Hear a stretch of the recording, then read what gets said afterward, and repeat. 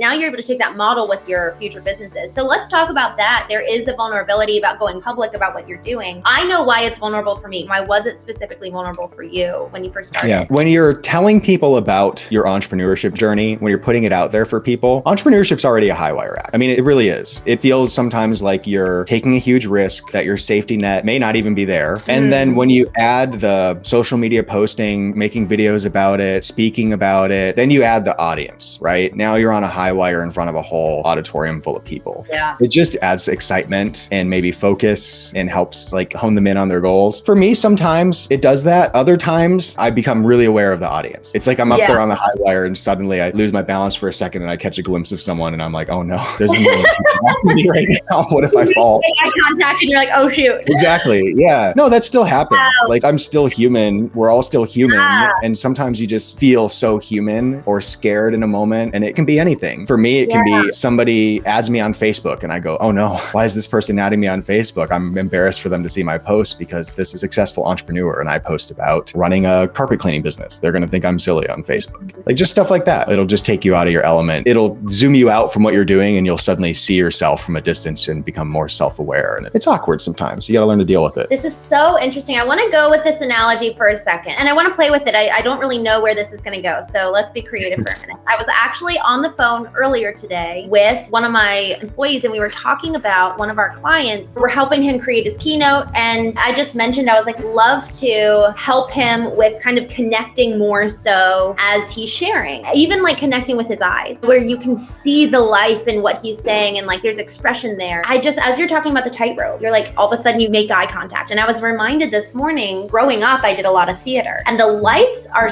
in such a way, and this is when you're on stage too, where it's actually hard to see the audience. True. And there's two different approaches. One is to make eye contact so that people feel seen and you connect with the audience. But then there's another thing where it actually can be distracting. It can actually take you out of the moment where all of a sudden you become self-conscious, like being able to keep your eye on the ball of why am I saying this and remembering the passion. And even when I'm going live every single day, if I start paying attention to the little number of viewers, you know, how many people are watching right now, and even in the chat, I literally have something covering that because it immediately takes me out of the present moment and I immediately start thinking, oh, what are they thinking? And how am I being perceived? So Ruben, talk to us a little bit about this because I'm wondering if it's per occasion and per kind of environment where, yes, make eye contact, look at who you're talking to. And for the love of God, don't look, stay in the moment. So preserve your message and your story because it could be disrupted and distorted the more other people kind of have a say in your presentation. I think honestly, there's no way around it. I think you have to learn how to deal with both situations. I think you have to learn how to talk to the lights and just not see everybody there in front of you and just know that the audience is there, that they're receiving your message and just kind of like know that in your heart and deliver it anyways. And actually for me, sometimes that's harder to do. If I can't see the people I'm talking to, sometimes it's harder for me to feel connected, like you're saying, right?